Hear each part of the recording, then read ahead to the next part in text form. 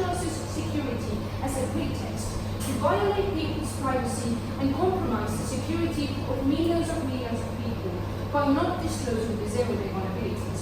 We have witnessed the harms of hacking in instances such as data breach in the case of Equifax, where personal data of 145 million US citizens was leaked, or in WannaCry ransomware war, which had 200,000 victims who lost access to their computers unless they were billed with hundreds of dollars. Zero-day vulnerability is a computer software flaw that is unknown to or not fixed by software developers. How we from the opposition see and assume the notified will work. When NSA finds a vulnerability, it first notifies the manufacturer directly for the flaw to be fixed. After it has been patched, information regarding the breach will be released to the public. I have two arguments today in my speech. First argument proves how disclosing zero-day vulnerabilities raises the security of people, and second argument shows how using zero-day vulnerabilities increases the number of non-consensual privacy violations. Now moving on to my first argument, which is regarding security. Disclosing zero-day exploits increases the security of people. There are two methods of having more secure firm. Firstly, the NSA will notify the manufacturer directly. The manufacturer can then patch the flaw to prevent further hacking into their software. After the vulnerability has been patched, a statement is often issued to notify the public about the details of the vulnerability. For example, Google has a disclosure policy in which the details of the vulnerability are shared with the public 90 days after Google has been notified, which means now other firms can also check their systems for similar defects in the software, which hence leads to all tech companies being more secure. Avoiding the possible exploits creates a risk of NSA itself being hacked, and flaws known to them will be abused by hackers. Because the NSA will always be a target of hackers due to the high rewards of accessing these vulnerabilities. Even in the status quo, NSA has said that they already disclosed about 90% of discovered flaws, but they have not shown themselves to be up to the task of protecting these secrets. So that flaws can come known in two ways. Firstly, it can be hacked by outside entities. For example, Chinese hacker group associated with Chinese government intelligence hacked into the NSA and used NSA hacking tools in 2016 to carry out cyber attacks. Secondly, the NSA itself can leak that there is a risk that people within the company, within the NSA, can sell the flaws for bitcoins in the black market to gain personal profit. When NSA is hacked or leaked, it results in security risk for people using the services. People can face harm such as identity theft, credit card fraud, extortion, defamation, or theft of intellectual property. There are two ways how this can happen. Firstly, hackers can abuse zero-day. They can use the information they have found in order to be offensive. For example, during the Aurora attack against Google, the attackers tried to access Gmail accounts of Chinese citizens. Or moreover, the Chinese hacker group Bakai, widely believed to be a contractor of the Chinese Ministry of Security Services, used NSA hacking tools, intercepting from the networks of NSA targets, and repurposed those tools to use against the victims, including USA outlets. The second way is that hackers release zero-day vulnerabilities, hence many more people can hack. The NSA has been hacked at least 5 times by agents with the sole purpose of selling zero-day exploits to the highest bidder on public auctions. For example, shadow brokers leaked Eternal Blue, an exploit developed by the NSA which targeted a common Microsoft Windows vulnerability. The hack was also used by North Korea and Russia and ultimately caused over $1 billion worth of damages in over 65 countries. Moreover, NSA is also unlikely to notify the manufacturers even when they know they have been hacked.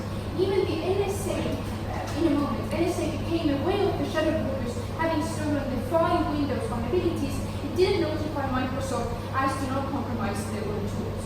You see that disclosing zero-day vulnerabilities increases the ability of organizations to ensure the safety, protection, and privacy of the consumers that use their services.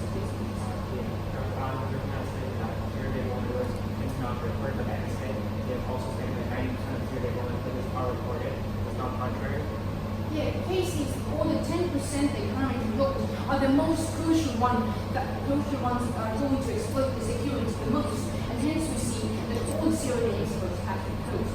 But moreover, we see that zero-day vulnerabilities create unnecessary risk of being hacked, and that affects the citizens around the world. Now moving on to my second argument, which is regarding privacy. We see that zero-day vulnerabilities are the largest cause of non-consensual privacy violations. In this argument, I will review three things. Firstly, that privacy is a fundamental and immutable right. Secondly, that NSA use of zero-day vulnerabilities are specifically to blame for a large amount of privacy breaches around the world. And thirdly, that benefits the software flaws bring can be achieved through different methods that are less intrusive. So let's look why privacy is important. We see that the ordinary person cares about the privacy. The intrinsic wish to be able to control personal information is enough to support the idea of privacy and protect the wishes of people. The right to privacy applies also outside the United States of America. Even if opposition manages to prove that it's justified to infringe the privacy of US citizens to grant them national security, there is no justification why there should be breach of privacy of people all around the world. For example, NSA gathers the most data in the Middle East without the consent of the governments and the people. Also, we see that NSA is likely to abuse zero-day vulnerabilities. Why is that so? Firstly, NSA has the secretive nature, which results in the lack of control. Going through a regular judicial system with checks and balances is not an option, as the zero-days have to be kept secret, and hence there exists no external control over the use of these people. As a result, the NSA itself is the agent who decides over the use of these tools, and hence is unlikely to make decisions in favor of privacy. Secondly, there is no internal oversight. Due to the combination of secrecy and the sheer extent of information that is uses, oversight of the work of all employees is insufficient, and this translates to high possibility of abusing software tools for personal benefit at the expense of privacy. But we see that there are alternative ways to ensure the national security of the USA. What are the alternatives? There are data gain from court warrants or individual targeting via sending viruses or physical hacking to certain devices. We see that alternatives are privacy less than zero-day vulnerabilities. There are two reasons why. Firstly, there is more legislative oversight. For having the right to collect personal data or spying people, NSA has to claim court warrants and provide specific reasoning for data collection. Moreover, when the only way the NSA can gather data is through legislation, the users of site are made aware of this possibility in the terms and conditions agreements. Moreover, alternatives are non-scalable. Zero-day vulnerabilities are used on a mass scale. However, targeting the individual specific individuals, for example, potential terrorists, is done individually, and therefore there is not a security breach for other people. Hence, the nature of NSA and the possibilities which zero-day vulnerabilities spread for spying will always lead to the breach of privacy of really vulnerable.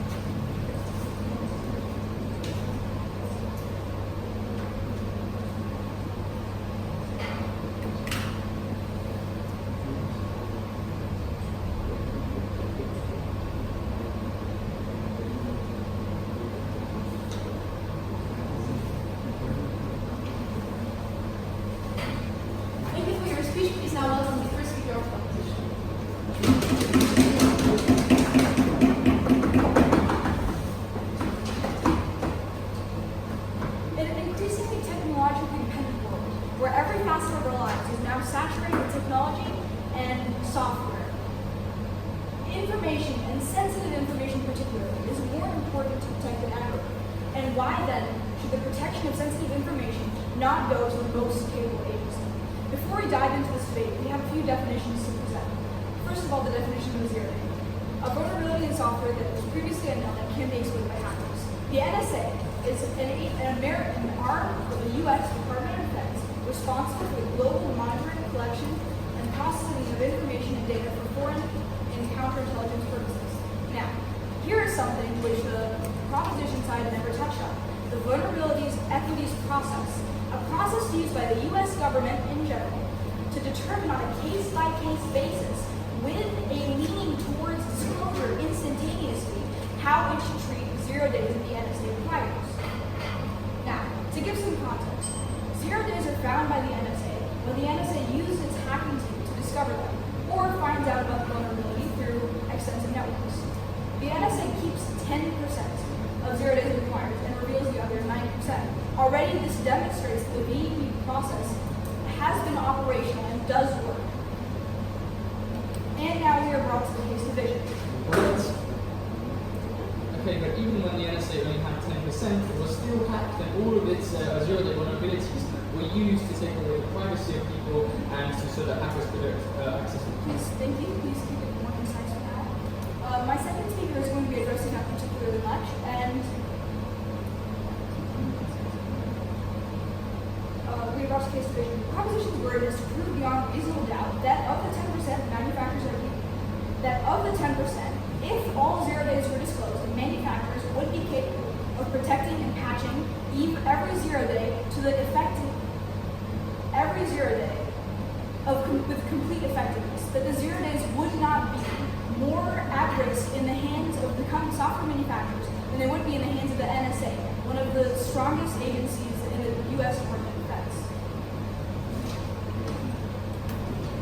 We, the opposition, do not have to prove that the NSA should keep all 0 days. Simply that the current procedure of immediate tendency towards disclosure, followed by criteria and characteristic-based approach for determining the use of a 0 day, is effective enough that the NSA should not be obligated to give up the tiny amount of 0 days it keeps. We will do this by giving you 3 arguments, of which I will discuss 2, and my second speaker will discuss the third. The first is that since 0 days are so incredibly sensitive, particularly the ones that NSA keeps, and since they are essentially secrets, secrets are always safer kept secret. The second is that well-endowed institutes are more capable of protecting sensitive information than less well-endowed or less accomplished institutes. The third is that self-preservation is completely. We will illustrate how these arguments are already effectively addressed by the NSA and their criteria for the VEP. The criteria are as follows. The first criteria the NSA uses for determining what to do with a 0 day is does the vulnerability pose significant risk if left unpatched. The second is how likely is it that someone else will discover the vulnerability. The third is that how much harm could an adversary do with a 0 day. And the fourth is that can the vulnerability be patched.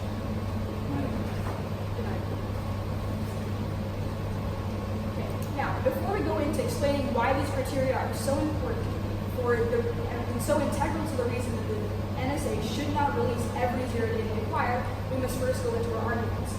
Number 1, secrets are safer kept secret. The more information proliferates and the more information is allowed to spread, the more people will therefore have access to it. And the more people have access to it. What does this argument mean? Because under our side, when the NSA discloses 0 day vulnerability, it is then patched. It is not a secret anymore. I'm getting to that later in my speech. So, the secrets are safe, better kept secret. Because of incentives, again, the more people a 0 day reaches, especially if it is meant to be confidential, the more incentive there will be collected to sell on the black market or to give it to an adversary for a profit or for personal revenge. So because of this, the NSA, forcing the NSA to disregard its entire VEP process and the FISA court would only mean that you are forcing the NSA to let go of secrets which may detrimentally affect the entire United States as well as its citizens, because those secrets could then be abused by other nations or other powers. Now, another thing that the proposition mentioned was that if a 0 day is disclosed, it is patched. There are some problems with this. That is not always the case. Cybersecurity is very complex, and oftentimes things can happen that can interfere with patching. For starters, if a software manufacturer is using custom software, a patch added can disable the software, meaning that software manufacturers would be disincentivized to patch in the first place, seeing as they would have to recall their software and possibly lose a lot of business in the process. The second is that once a patch is placed, even the best patch can be reverse engineered. And since software companies tend to patch many of their 0 days in similar manners, once one patch is reverse engineered and hackers know the manner in which 0 days are patched, they can use that knowledge to uncover other 0 days. The third is that when disclosure to the public happens, hackers are among the public. If they know that there was a 0 day and it was patched, there is a first incentive to A, find the patch, see if it was installed poorly, and B, now that hackers in the public are aware that there was a 0 day vulnerability to be exploited, they are doubly incentivized to go after and attack the software manufacturers to a greater degree. Now that we have further elaborated on the issue on why patching software is not perfect art and why it is not always effective, not always necessary, and not always the best option, we'll move on to our second argument. Well-endowed institutions are better able to protect sensitive information. Before that, under your side, the 90% of the 0 day vulnerabilities that you do give out, these are patched, and the 10% that are left are obviously a significant use to the NSA, and they can do a lot with it. So why don't we want to patch these 10% as well? Because of what we just explained about how one of the criteria, as we've just explained, is that sometimes the software is not able to be patched. If the software is not able to be patched, it does not pose a significant risk, and it is not likely to be found by other hackers, then the NSA uses those criteria to determine that they should keep the 0 day rather than disclosing it, because disclosing it would have no impact whatsoever. Now, well-endowed institutions are better able to protect sensitive information. This statement is obviously true. An institution with the resources and capability will utilize these resources and use their abilities to protect information which is important to them. And the more resources, funding, and expertise an institution has, its ability to defend its sensitive information also increases. The NSA is part of the Department of Defense of the USA, a very powerful arm, very powerful government department of a country whose influence reaches around the globe. The NSA is, by its nature, possibly the most well-endowed institution in the cybersecurity arena. Therefore, it can protect sensitive information like almost no other. Now that we've explained our arguments as to why the NSA should be allowed to keep 0 days, let's take a further look at some of its VEP criteria to further prove that it's entitled to the 10% to not disclose. Number 1, does the vulnerability pose significant risk of being patched? NSA protocol mandates that if it does in any way pose significant risk, then the vulnerability should be disclosed. So the proposition and fear-mongering of high-risk vulnerabilities being reported by the NSA to weaponize or false accusations to the NSA's own protocol. How likely is it that someone else will discover vulnerability? In this case, the likelihood is high that manufacturers are notified. If it isn't likely for reasons such as the complexity of the size of the flaw, then perhaps the resources to find it in the first place, then the flaw is not likely to be found by others. And it is secret, and you've already established that secrets are safe to secret. To conclude, the NSA is a government agency, and as such, its primary duty is to the citizens of the government and its partners. Allowing this institution to use tried and trusted criteria to keep behind a small number of 0 days can only be effective. Hence, I should close. Thank you.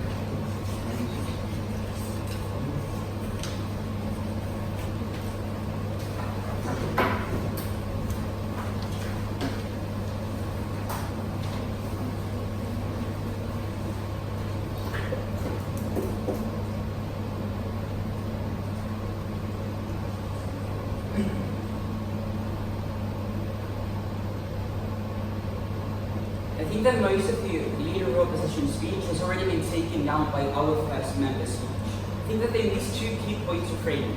Firstly, that the NSA itself is not infallible. That the NSA can be hacked and there have been instances of hacking happening already.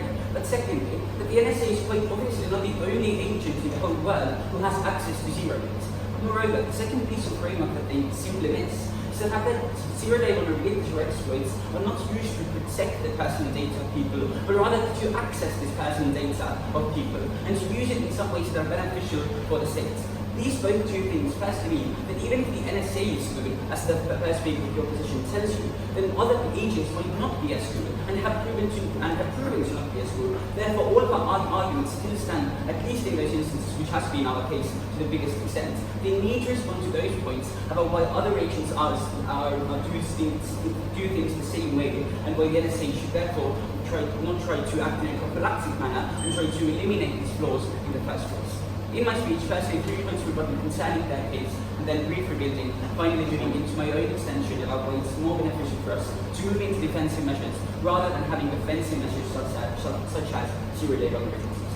Firstly, they give us this framework that we currently have a vulnerable equities process, and this, in their idea, in their sense, is fixing most of the problems that we are talking about in this debate. I think that the bit about vulnerable equities process is still quite problematic. It's problematic for the reasons that we outlined in our first speech. We told you how all of the processes concerning zero-day vulnerabilities are always going to be as secretive as possible.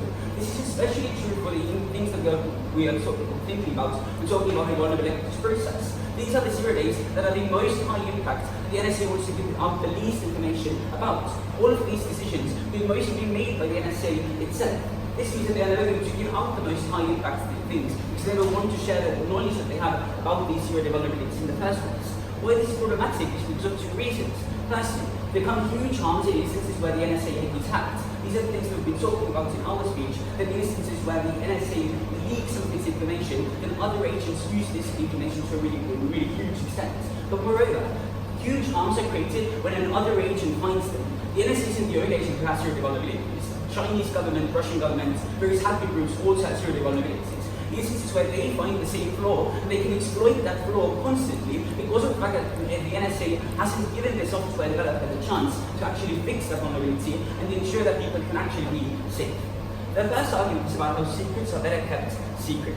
Firstly, as I already told you, that zero days are a way of accessing secrets and protecting information that people have. The NSA isn't giving warrants on people's personal information by using zero-day vulnerabilities, but it's rather taking away the secrets that people have. Therefore, with this line of argumentation, they should rather say that people should always have individual access over their information, and no other agent should know that secrets, because then inherently more people have access to the personal information of those people, therefore being in tension with the line of argumentation. Moreover, notice that the NSA never has to give away this data, meaning that even more data, people actually lose all of control over this data in instances where the NSA has gathered it. The point about patches, this is factually false. Microsoft didn't have to create Windows 10 because Windows 7 needed to get a patch. It didn't have to change a whole software program simply because of the fact that one part of that program has to be patched. This isn't such a big loss for these companies. But moreover, even if it was, then all of these companies would still create that patch.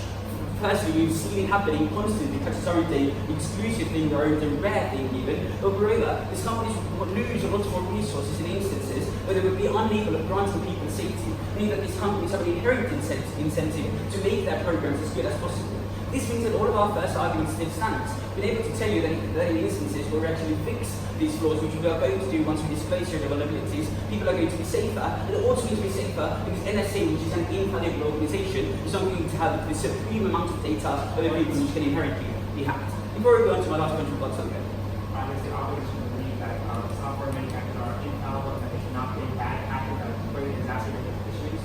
Okay, moving on to my point about reverse engineering, which I think maybe it's not the answer to that point, but I think that these software developers obviously want to make the best patches available, so it's still going to be better than your side when no patches are available, and any other agent besides the NSA who also finds these vulnerabilities can exploit these vulnerabilities in order to get personal information.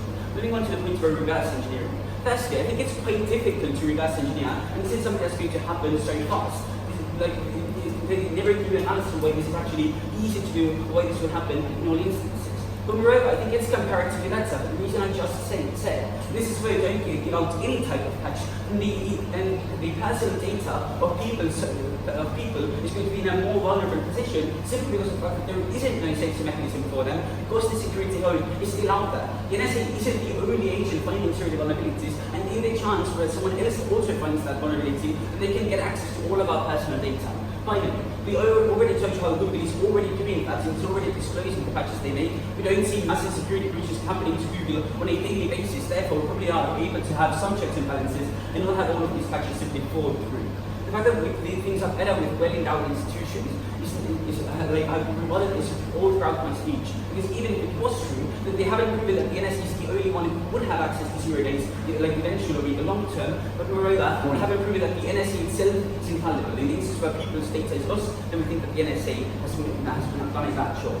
We should do instead, in order to provide national security and safety for people, is use the alternatives that we outline for you, such as things like code words or sending viruses, which are all going to be better without us holding massive amounts of personal data in order to maybe give people some national security, which they, by the way, have never proven they actually do.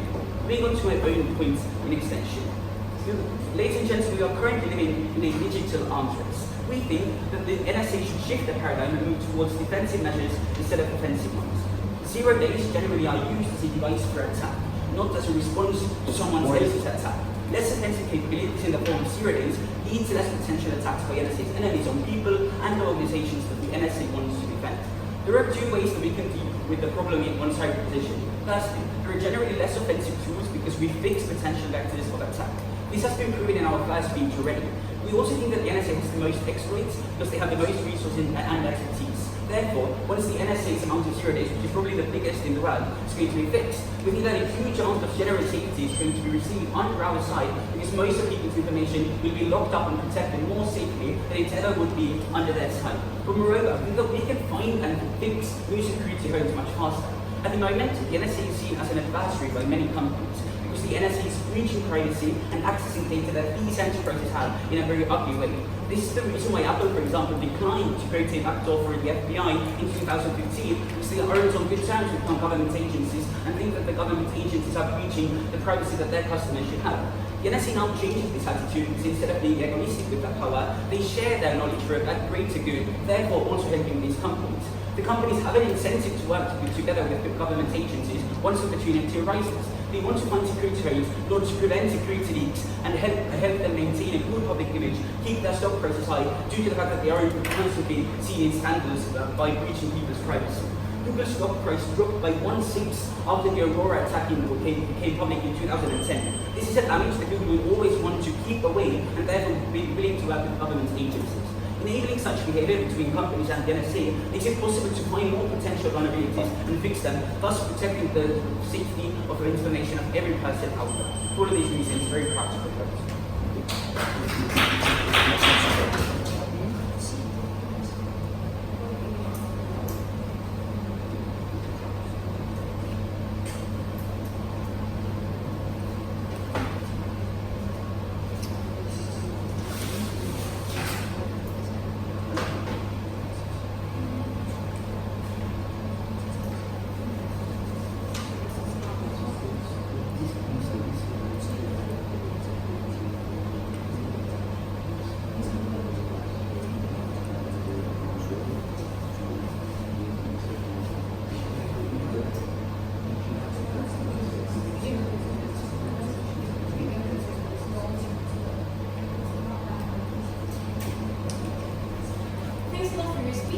Please now welcome the second speaker of the competition.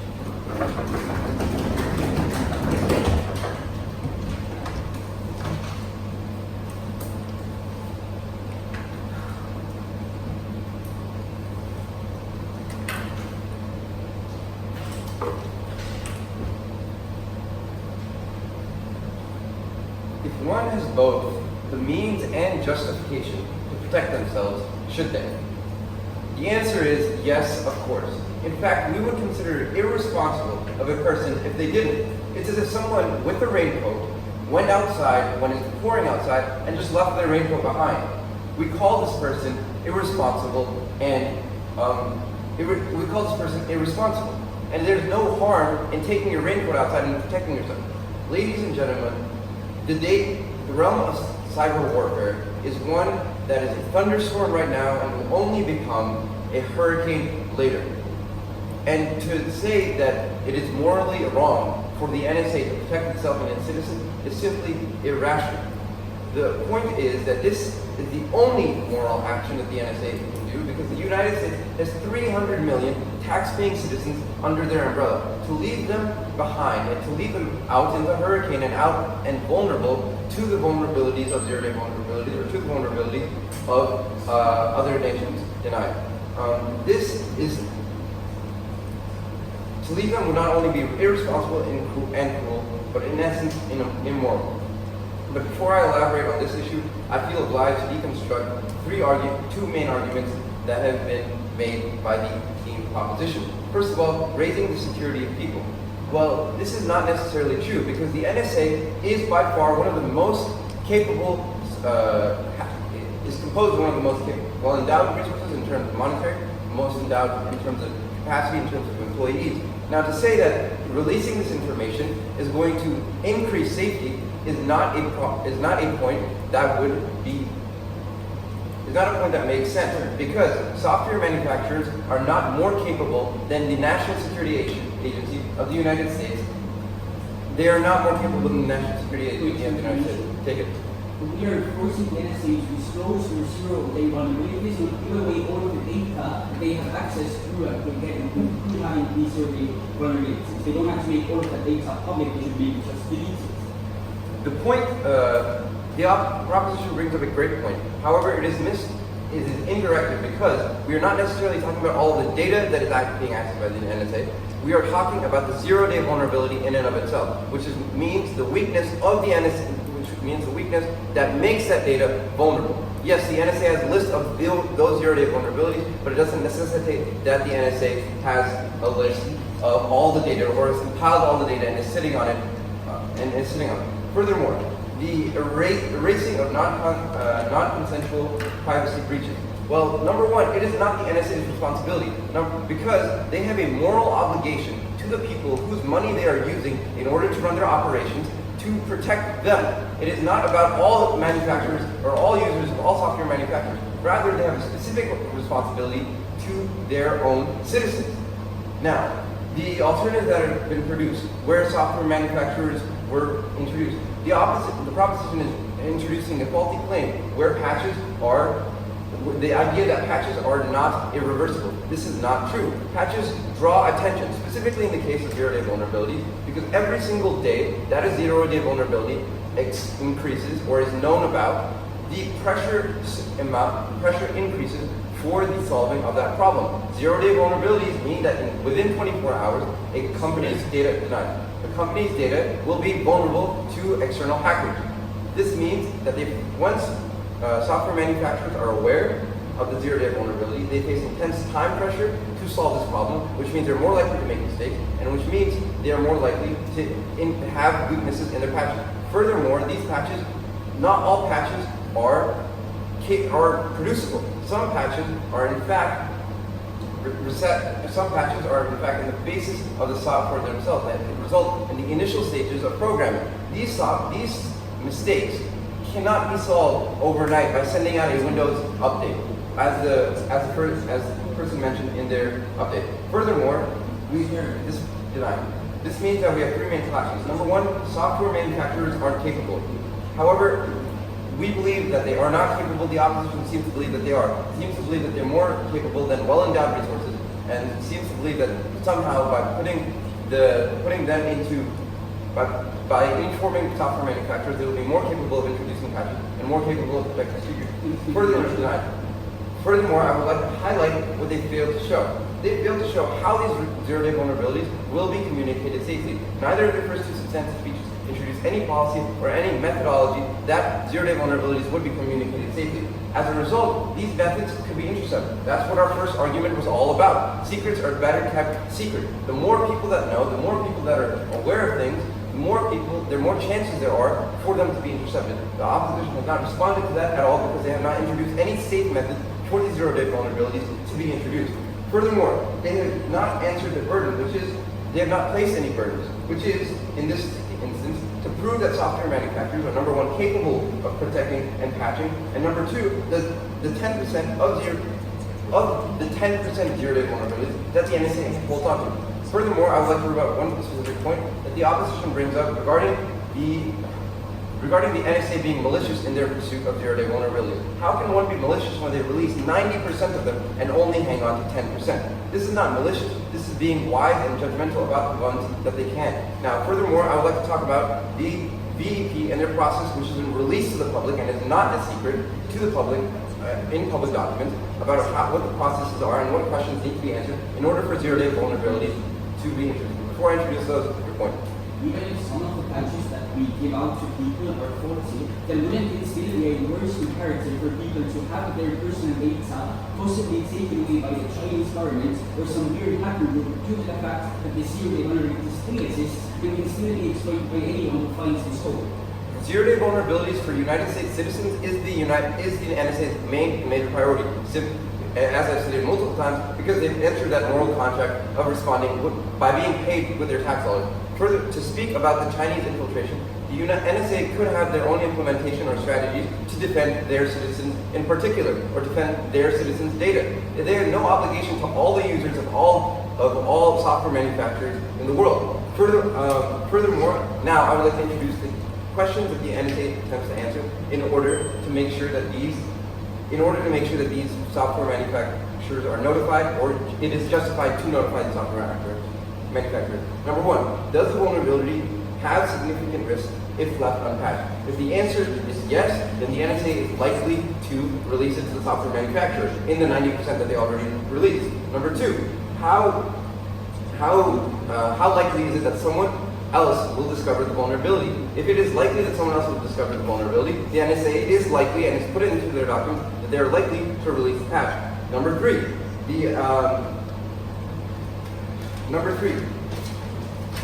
the question as to whether or not these zero-day vulnerabilities are patchable, because many of these are not. As the proposition would like to say, it's not true. Now, I would like to clarify my argument that the NSA is not perfect. However, it does have a moral obligation to its citizens, to the people who are funding them, in order to protect themselves, not the users of all software manufacturers, not to the users of everyone. Instead, secrets are better protected, like a zero-day vulnerability, when they're kept secret. And furthermore, the NSA is one of the most functional and capable institutions to do this. Hence, we oppose. Thank you.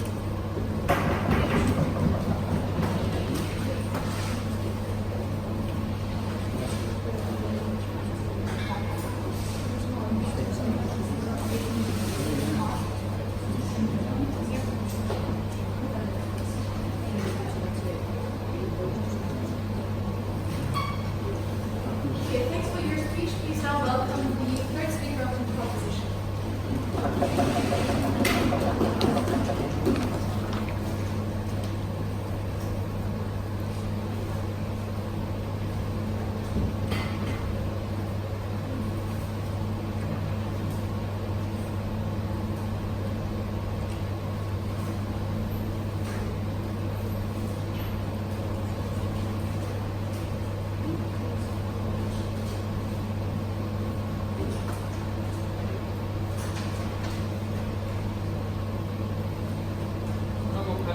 The largest problem with key position is that they don't engage with our case.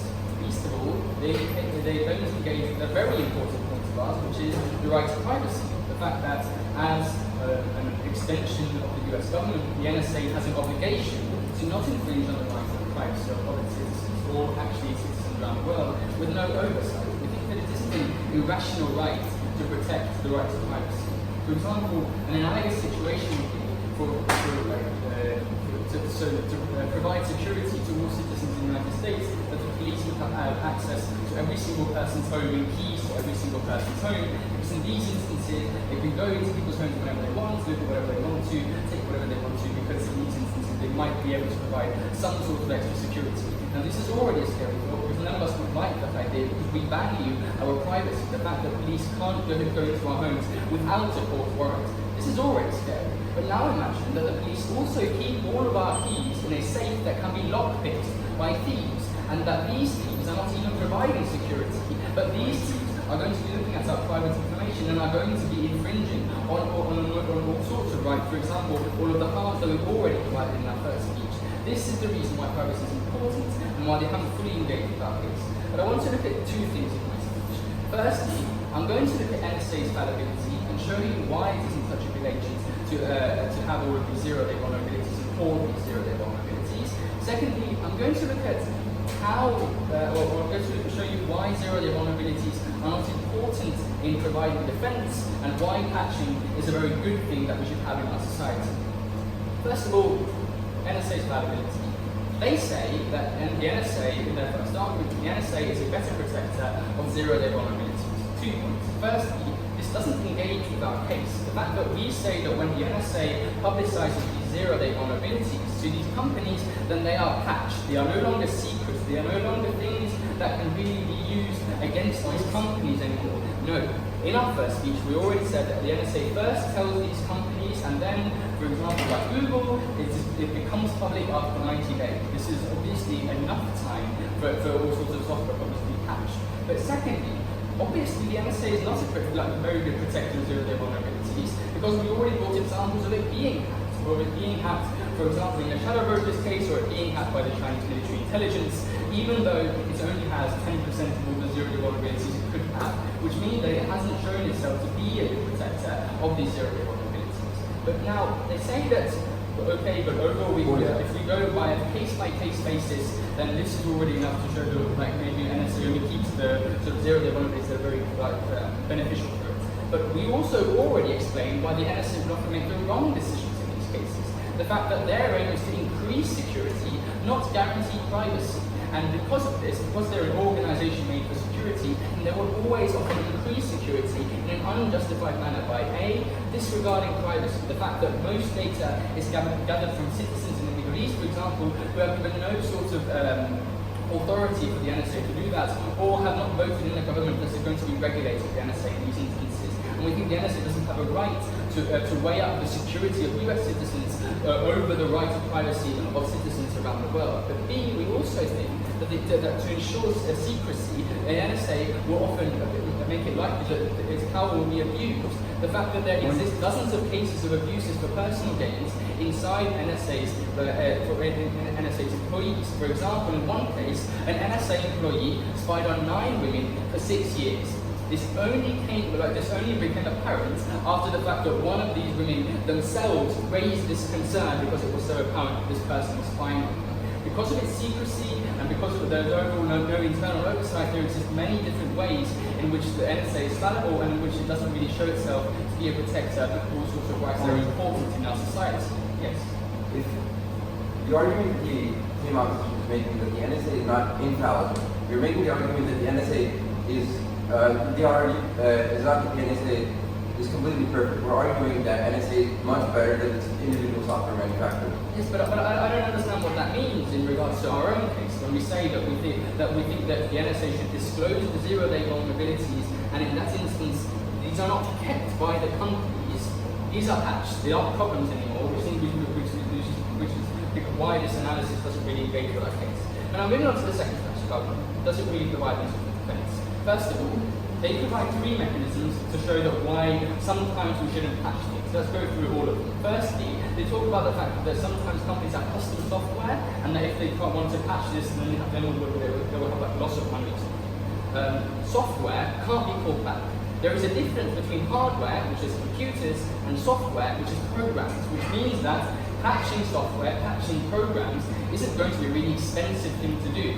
And due to this, we think that we can patch things. Secondly, they say that some patches can be reverse engineered.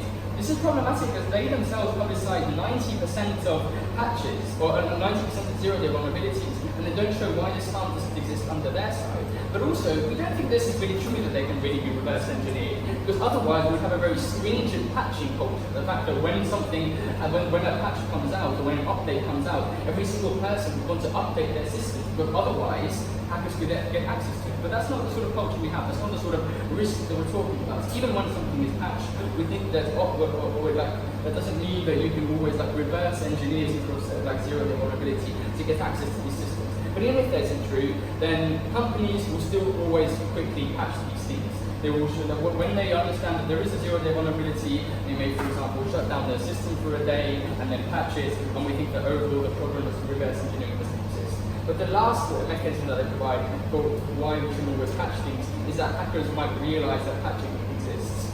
This is also illogical as they publicize 90% of zero-day vulnerabilities. We don't think this is an actual problem.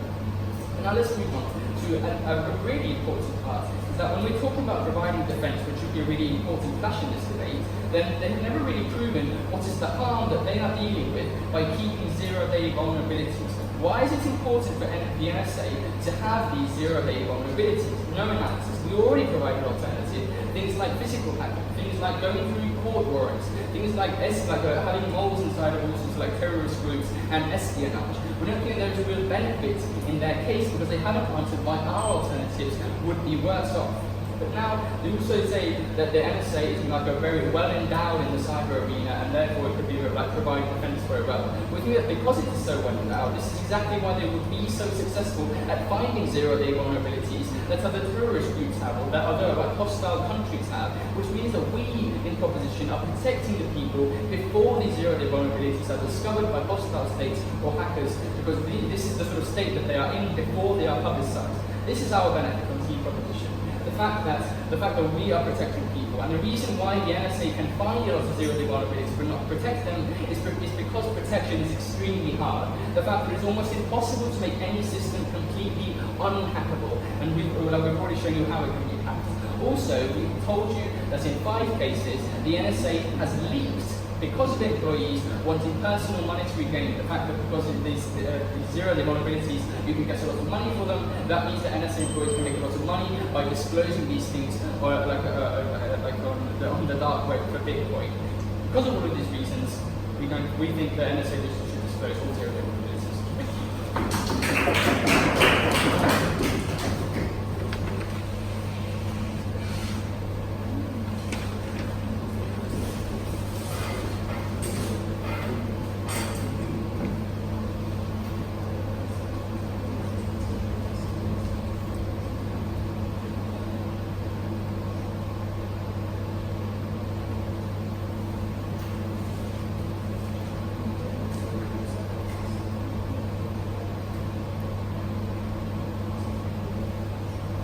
Please now welcome the third speaker of the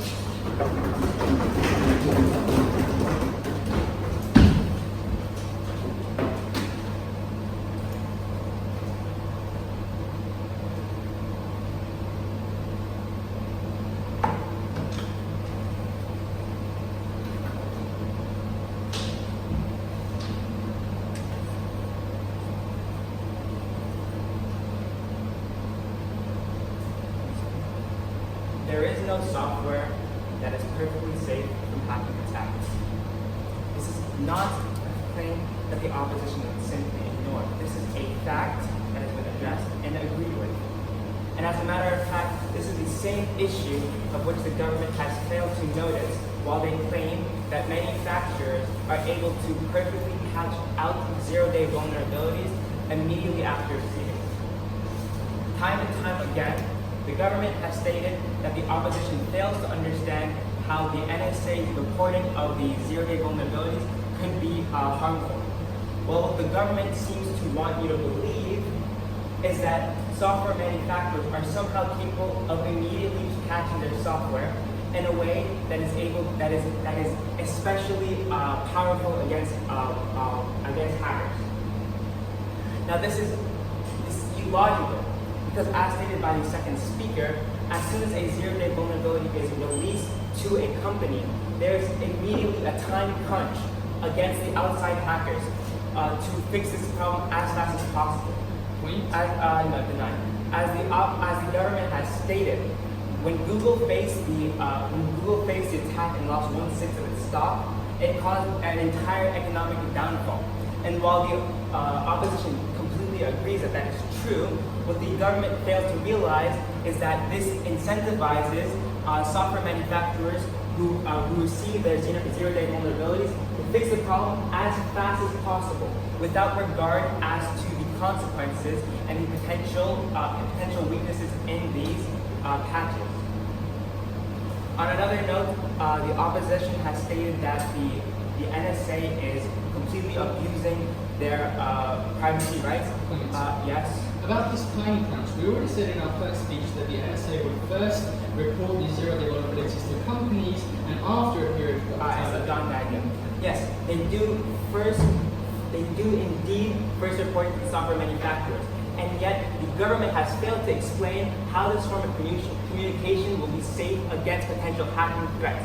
And therefore, in their communication with the software manufacturers, there is indeed an increased threat of zero-day vulnerabilities being exposed to the public, which puts even more pressure onto software manufacturers to fix this and to add a patch as fast as possible. Now, to go back to the point that the government has made, that the NSA is abusing the privacy of its people. While it is true, the government admits that there are bad individuals within the NSA that can potentially cause harm. Overall, the NSA is subject to privacy regulation. In 1978, as a reply to the government's statement, Rebuttal, in 1978, the FISC bill ruled that the NSA could not collect info on U.S. citizens unless they were accused of foreign alliance. Now, what this means is that it is completely unlawful and, more importantly, immoral for individuals, for the NSA as a whole, to attack with zero-day vulnerabilities. Point. Yes. But that makes it even worse, doesn't it? There is a law against it, but it is still happening. Still, NSA employees can. And yet, the government would claim that software manufacturers are infallible and would not have their own bad apples within their company. It is simply nonsensical to put all of the blame on the NSA, although the opposition does agree that there are flaws with the NSA. But what the government has failed to put what the burden the government has failed to answer is that the software manufacturers are more capable, are more safe, are less likely to be traitorous than the NSA itself. And for the reasons that the NSA is a much more qualified government facility, and the fact that they have many security measures, the NSA indeed is a more safe route, is safer than software manufacturers. Now, the opposition would like to state that in this debate there was the burden of proof among us to state how the NSA would deal with the 10% of vulnerabilities that were especially important, that were not being disclosed. Well, what the government has failed to realize, although they have walked around the point, is that because of the NSA's harsh set of constrictions as to which vulnerabilities are kept in secret, that means that the 10% left behind are those that are especially difficult to find, are those that are especially difficult to exploit, and those that are potentially disastrous towards the software manufacturers if there was a hack due to the failure of communication, which once again the government has failed to propose any solution as to. On a further note, the government has stated that the opposition has failed to note at all the point that there is a right to privacy for individuals. The opposition does fully agree that there is a right for every individual to have their privacy be kept to themselves. Yet the opposition would like to once again announce that there is indeed restrictions as to how offensive the NSA can be with their zero-day vulnerabilities. Now to further, yes. Why would it then be bad if the NSA always, before taking action with a zero-day vulnerability, had to get permission from a court? Why would it be bad? Of course, it would not be. It would actually be in the favor of the NSA to have to go through the court of regulations so as to disclose zero-day vulnerabilities. However, this is not exactly what happens, as is only the small percentage of the zero-day vulnerabilities that are found that are taken to the court so as to be decided whether to be given to the software manufacturers or kept in secret. So in conclusion, throughout the clashes of the software manufacturers being more reliable than the NSA, the government has failed to prove how that could be, especially since they are less capable and have less resources. On the clash that the NSA is abusing the privacy of individuals, the government has failed to realize that this is not that the aggressive actions of the NSA are not part of its core conduct, and that any sort of defensive measures are indeed justifiable, as it is a self-prevention method. And thirdly, on the point that zero-day, and to this point that the NSA is indeed increasing in its defense when it has access to various zero-day vulnerabilities. And for these reasons, I am proud to oppose the government.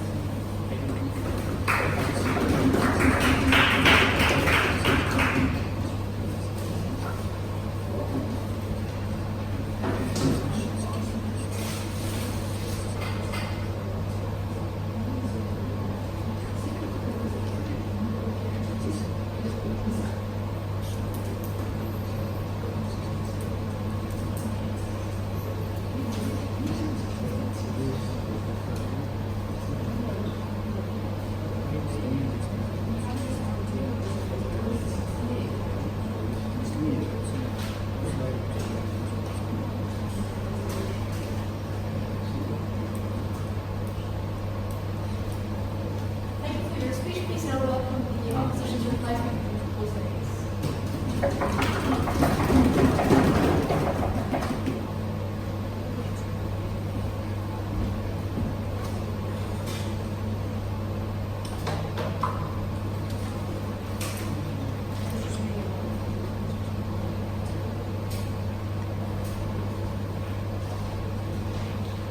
In this debate, we have won because we have shown clearly that the NSA is better, not perfect, than software manufacturers at protecting information of people.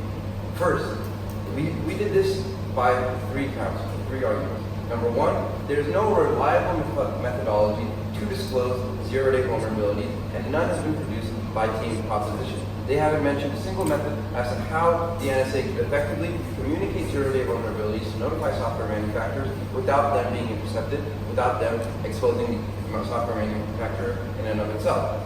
Next, we have shown that the NSA is better than software manufacturers and their employees because of two reasons. Number one, they are more well endowed with better resources, better funding, and better policies that regulate them versus software manufacturers and their employees versus the individual software manufacturers. Furthermore, they are binded by a moral contract with taxpayers who employ them to protect their information.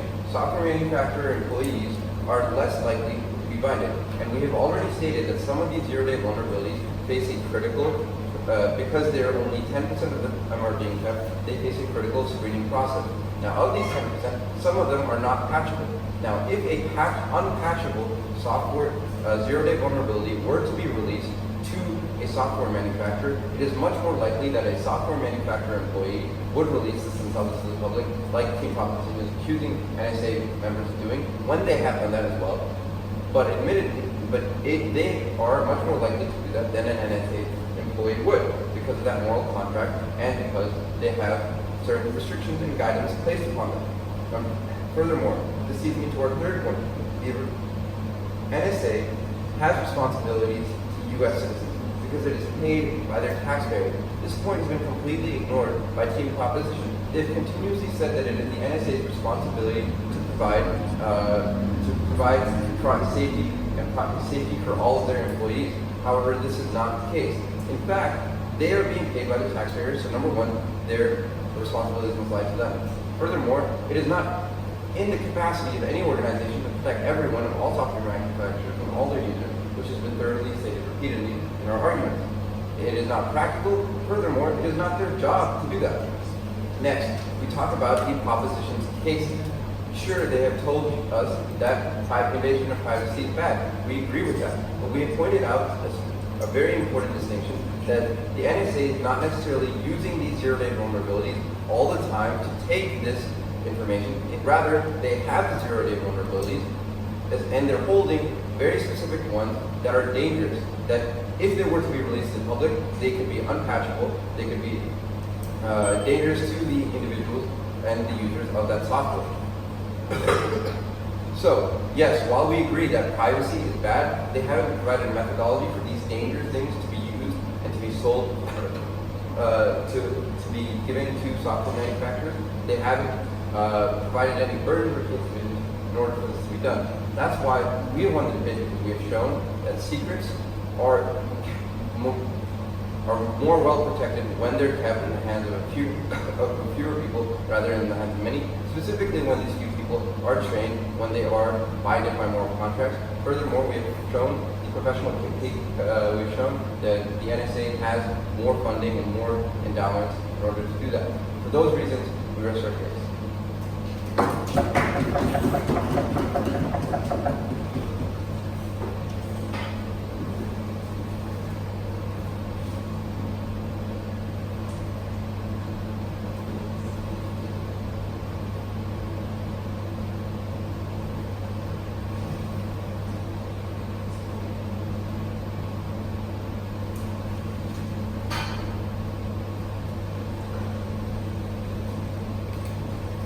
Thank you for your speech. Please now welcome the reply speaker on the proposition to close the debate.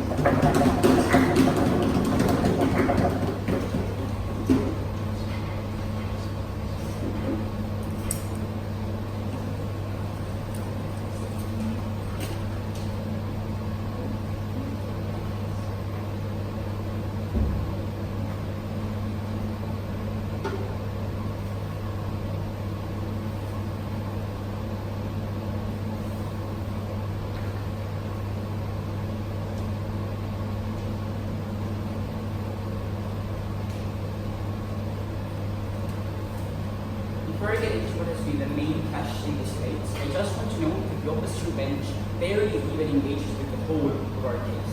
They never engage with the idea that it is wrong for the NSA principally to obtain private information about people without ever asking for their consent.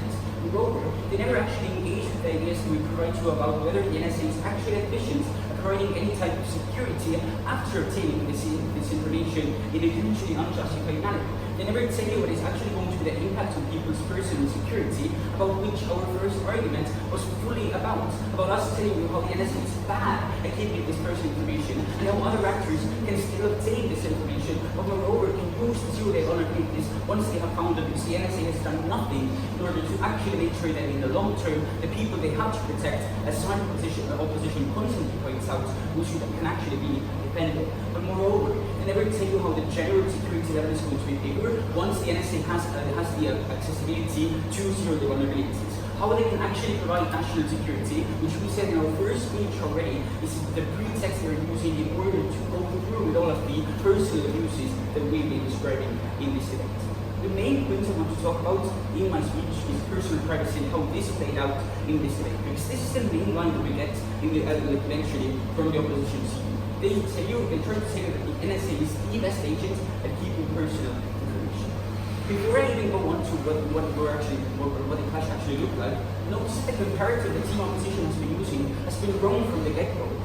They've constantly been comparing this to software developers, but they should be really comparing this to no one knowing about this at all besides these people, or moreover, not only the NSA knowing, but also the Chinese government knowing, hacker group Bot guy knowing, having Russian hacker applications knowing the personal information that these people hold. This is the comparative they needed to prove, because this is the reality that can always exist under their side once other agents have the opportunity to find certain vulnerabilities that have never been fixed by the software developers who can actually make these patches. We told you that under our side, firstly, the NSA cannot hoard huge amounts of data, which they would always do because of the little external oversight that they have, which we described to you in our first speech. The NSA would always want to have massive amounts of data, which these people have not given to the NSA, but which have been forcibly taken by these people due to software developers not having strong enough control mechanisms. The opposition also wants the NSA to behave in that type of way, saying that the NSA is best at protecting this information. They never actually provide a sufficient argumentation why the NSA protects protects this argumentation rather than just accesses it in order to find potential terrorists, which is the way that they're using it in real life. The NSA's main goal isn't to lock this information up, but rather to use it for their own good. But moreover, the main benefit is that other nations no longer can hack this information, which the flaws have been fixed. This means that Equifax would not have been hacked in the way that it was previously, and very well, every second Americans' personal information was leaked. This is inherently important because this is the biggest impact that we have in this debate. But moreover, notice that not only is it so that other hacker groups can't hack into these companies by using the security vulnerabilities that these companies otherwise could fix, but moreover, that hacker groups can't hack the NSA itself, which has ordered these huge amounts of data. This means that personal privacy is always going to be better on our side. The comparison that they want to give to is software manufacturers. We never understand this comparison because supposedly it would be true on either side. I think that already, probably these software companies have this information because the NSA is using the zero-day vulnerability that it has against Facebook to get the data that Facebook has. This comparator should be the same on both sides, and it never told you why software developers wouldn't have access to this personal information in the case where the NSA has some type of zero-day vulnerability. The main line rebuttal they give against us not being able to grant this privacy is firstly patching, which we don't distribute statements and say that 90% of things are already being patched, and we don't see these major security breaches in instances they protect. But moreover, there is a time crunch, which we have been able to model out in our first speech, they never truly respond to. Given that on all instances we have won this debate, very proud.